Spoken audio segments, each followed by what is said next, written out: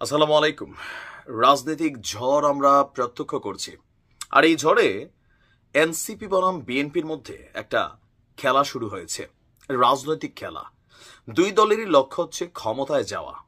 তবে Kings party হিসাবে NCP যেই সুনাম অথবা ধরেন কি বলা হয় যে বীরত্ব অর্জন করেছে, সেই বীরত্ব অর্জনের জায়গা থেকে মাঝে মাঝে এনসিপির নেতাকর্মীরা এমন এমন বক্তব্য দেন যাতে বিএনপির পুরো শরীরেই আগুন ধরে যায়।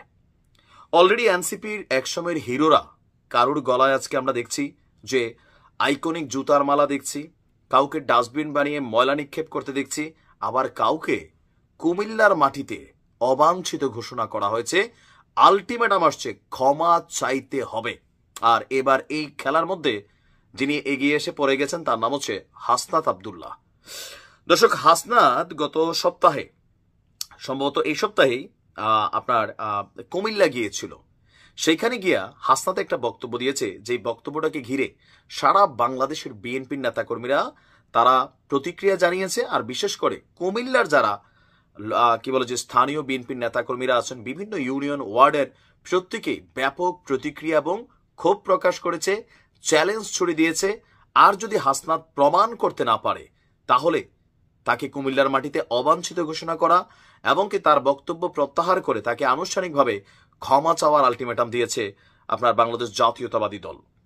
জাতীয় নাগরিক পার্টির মুখপাত্র হাসনাত আব্দুল্লাহর যে বক্তব্য যে বিএনপির রাজনীতি আওয়ামী লীগের টাকায় চলে, কেউ কেউ বলছে যে তোমাদের রাজনীতি আওয়ামী লীগের টাকায় চলে কেন?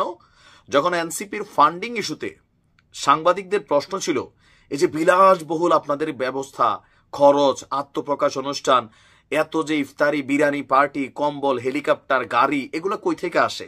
3 দিন আগেও আপনাদের কারো পায়ে ছিল 150 টাকা দামের চপ্পল। 3 দিন আগেও আপনাদের পারিবারিকভাবে কারোর বাবা মাদ্রাসা শিক্ষক, কারো হাই স্কুলের টিচার, কারো প্রাইমারি স্কুলের টিচার, আপনাদের বাবাদের এই পয়সা কই থেকে আসলো? তখন থেকে তাদের যে বক্তব্যটা ছিল, তাদেরকে অনেকেই টাকা দেয়, তবে সেই ব্যবসায়ীদের মানে কল্যাণে বা তাদের নিরাপত্তা চিন্তা করে তারা নাম প্রকাশ করেছেন। এমনকি কয়েকটি বড় বড় কোম্পানিজের নাম উঠে আসছে, তখনই সন্দেহ হয়েছে যে আপনারা নাম যখন প্রকাশ করেন না, আপনারা আওয়ামী লীগের টাকা খাইয়া আপনারা আপনাদের দল বানাচ্ছেন। এটা ছিল পাল্টা বক্তব্য বিএনপির বা যারা সমালোচক আছে এনসিপির। এখন 19 মে গতকালকে কুমিল্লা প্রেস ক্লাবে একটা সংবাদ সম্মেলন আয়োজন করেছে কুমিল্লার বিএনপির নেতারা।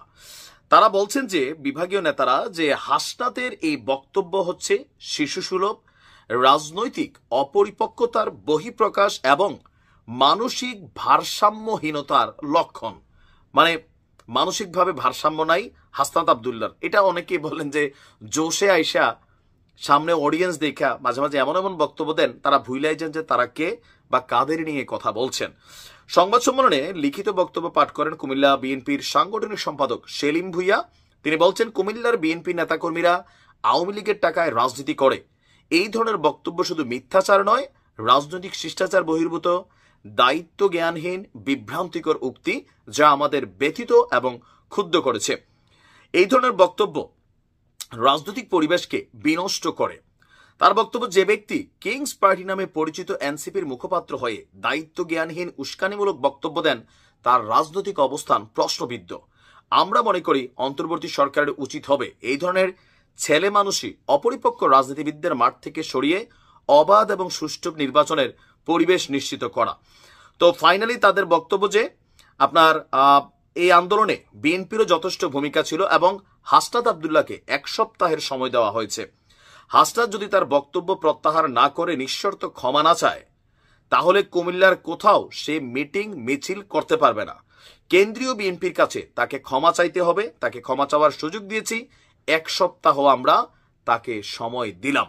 এখন হাসনাতের যে ঘাড়তেরা স্বভাব, মোটামুটি আমরা যতটুকু চিনি তাকে, হাসনাত ক্ষমা চাইবে কিনা, অথবা বিএনপি সম্পর্কে তিনি যে অভিযোগ এনেছেন, কোথায় কোন বিএনপির নেতা কোন আওয়ামী লীগের নেতা থেকে টাকা নিয়ে দল চালাইতেছে, সেটাও তিনি স্পষ্ট কোনো প্রমাণ অথবা ডকুমেন্টারি কোনো বক্তব্য তিনি কিন্তু দেননি, অথবা তার যুক্তির সপক্ষে কোথাও তিনি উপস্থাপন করতে পারেননি। কি মনে হয় এনসিপি বনাম বিএনপির এই ঝড় কতদূর যাবে? বা হাসনাত ঝুঁকবে, নাকি বিএনপি বলার জন্য বলছে পরবর্তী সময় তারা আবার থেমে যাবে? সময় বলে দিবে। ভালো থাকুন।